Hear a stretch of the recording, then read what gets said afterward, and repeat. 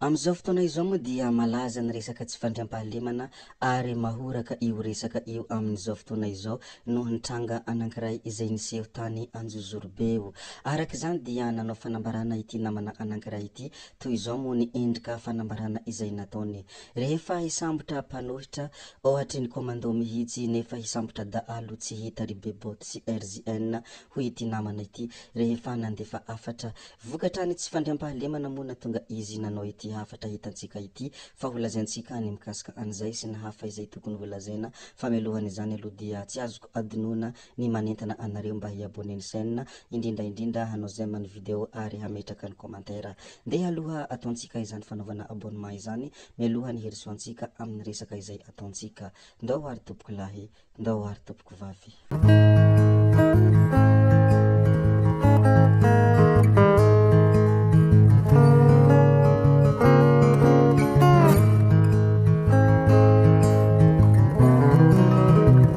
Solombavam-bahoaka Naivo Raholdina moa dia nivahiny tamin'ny fandaharana Solanga ary mpanao asa soa sy mpanao kung-fu izy raha araka ny sombin-teny izay nataony. Ny zaza voateraka aza dia mahalala izany député Naivo Raholdina izany eny amin'ny boriborin-tany fahadimy noho ny ireo asa soa marobe nataony. Tian'olona tokoa izy na dia somary mahery fihetsika sy mahery fiteny aza profon'izany ny fahalaniany fanonefany ho député teny amin'ny tana 5.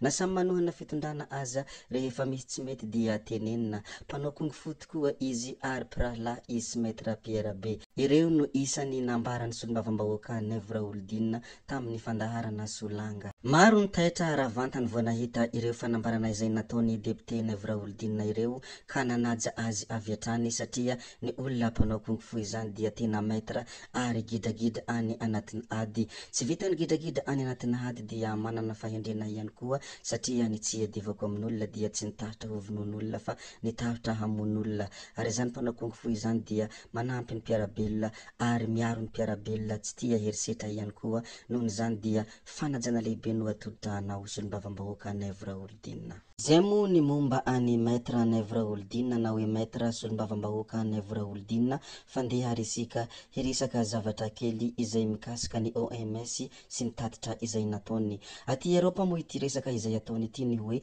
mihamihena ireo tanora mampiasa kapoty na hoe fimailo. Raha tatitra nataony OMS dia efa ho 3 isan-jaton'ny tanora no tsy mampiasa fimailo na pilina fanabeazanaizana rehefa manao firaisana ara-nofo nanomboka ny taona 2024 ka miteraka fanahiana amin'ny loza ateraka izany toy ny fitondrana voka tsy nirina sy ny aretina azo amin'ny firaisana ara-nofo. Manao antsoavy ny OMS araka izany ny tokony hampiarany sekoly tsirairay ny fandaharana asa mahakasika ny fanabeazana ara-pananahana feno.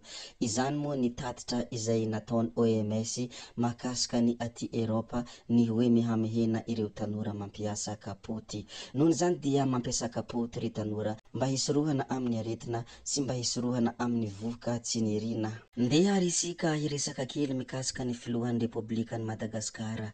Ny filohan'ny Repoblikan'i Madagasikara dia nanome toromarika ny hamongorana ny fakana ankeriny. Nanoloanan'izany moa dia nampiatsiahy ireo olona 5 ny vonoan'ny Jolahy tany Anjozorobe ny filoha rehefa nitanisany seda sy olana tsy maintsy ho vahana. Efa resintsika ny pakan-keriny ireo teratady vahiny teto Madagasikara fa ankehitriny manjaka ny fakana ankeriny samy malagasy. Hoany tompon'andraikitra isan-tokony toromarika no omeko. Tsy maintsy ataontsika ny handresy ireo pakan-keriny mampijaly mampihorohoro ny malagasy havantsika ireo marary loatra ny mahatsapa hoe malagasy ihany no mamono ny malagasy hoy hatrany izy. Nanome toromarika ny tompon'andraikitra isan-tokony mba hidina eny antoerana hiady amin'izany koa ny tenany.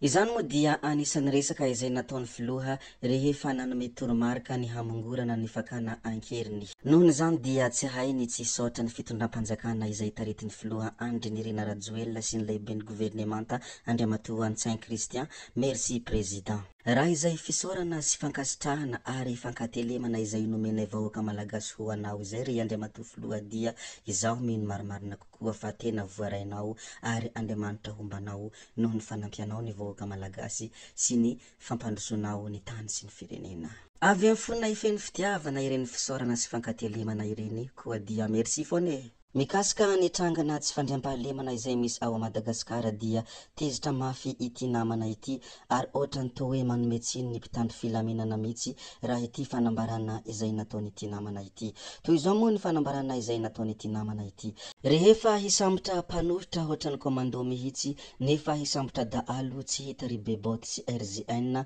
hoy ity namana ity. Izany ve dia tsy ohatrany hoe manome tsiny ny mpitandro ny filaminana na zany na tsy zany anefa dia tsara ny manamarina fa hoe na manao hatrany ny mpitandro ny filaminana na manao hatrany ny zandary. Mbola hijanona amin'ny resaka izay tsy fandriampahalemana izay foana isika, misy lehilahy mpamono olona sy mpaka ankiriny any Anjozorobe.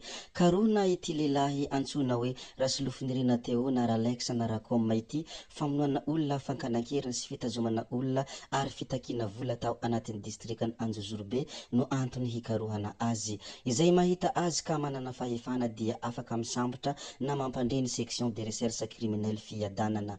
Izany moa ny vaovao miparitaka, izany ny vaovao miely koa dia ampahafantarina ianareo rehetra ato anatin'ny ity saina ity fa ity olona hitantsika amin'ny sary ity dia karohina ary rehefa manana fahefana hisambotra azy ianao dia afaka misambotra azy na mampandreny section de recherche criminelle fiadanana. Resaka tsy fandriampahalemana hatrany moa no resantsika, maty voatifitra tao Analakely ny renakely lehibe ny mpanendaka. Efa narahan'ny polisy ankaiky ity jolahy ity nandritra ny fotoana naharitra, fantatra fa lehibe ny mpanendaka izay mampitarena ny olona eny Analakely sy ny manodidina izy io.